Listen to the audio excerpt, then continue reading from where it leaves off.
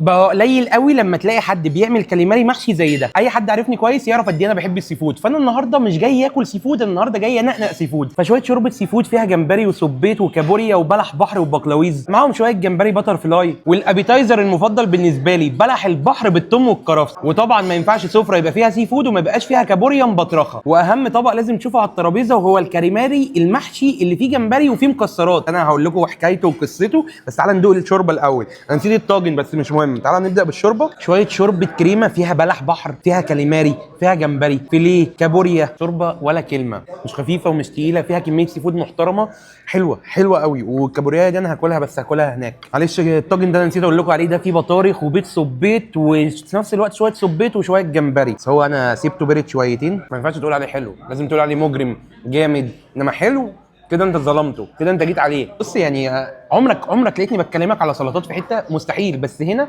في بتنجان عاملينه زي الشيبسي كده وحاطين لك هنا شويه دقه، تروح عامل كده واخد شويه البتنجان دول كده ولازم تحرش الدنيا. شويه بتنجان والله العظيم يجي يتطلب. اعتقد انك تبقى راجل جاحد لو قدامك بلح بحر معمول بالطريقه دي وتسيبه. يعني انا بالنسبه لي دي هو الشكل ده انا ممكن بقى اتخيل طعمه. تعال ندوق. ما هذا الجمال يا جوارديولا. مش هتكلم كتير، يعني انتوا لو تاخدوا بالكم انا باكل بدوق بقول لكم رايي واكمل. هو مش اعلان والله، هو مش اعلان خالص، بس الاكل فعلا حلو قوي، كواليتي حلوه قوي. اطلب من عنده كابوريا مبطرخه هيجيب لك كابوريا مبطرخه. بيخشوا جوه الكابوريايه بيعرفوا ايه اللي جواها. بص عامل ازاي البطروخ. انا طبعا كل اللي اتفرجوا على فيديوهات السي فود اللي انا صورتها قبل كده تعرف ان انا البطروخ ده بروح عامله كده على طول، مفيش تفاهم، محدش ياخده من على الترابيزه، اللي هيحط ايده هنا اقطعها له. طريقه اكل الكابوريا، والكابوريا ما بتتاكلش بعضمها، تروح مدي ضغطه كده وتروح جاي كده كل اللي جواها اتاخد، وتروح جاي في دول تبتدي تنقنق بقى، ده بيتكسر كده وتبتدي جواه لحمه. بص انا جاي عشانه، يعني انت اوعوا تنسوا ده كاليماري المحشي ده، هقعد اقول طول الفيديو كاليماري محشي.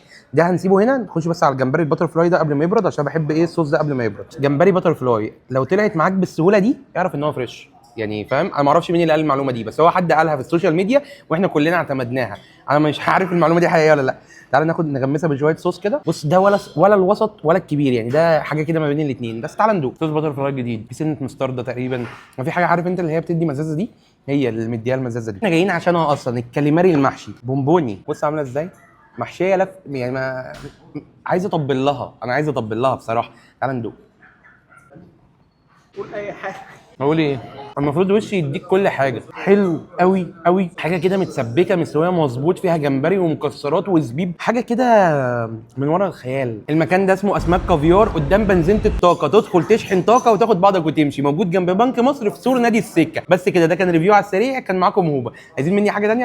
انا كده مروق عليكم على الاخر. وده اساسي، هو والجمبري البتر فلاي. بص انا حاططهم تحت بعض عشان العيال دي ما تاكلش، فاهم. بس كده، السلام عليكم.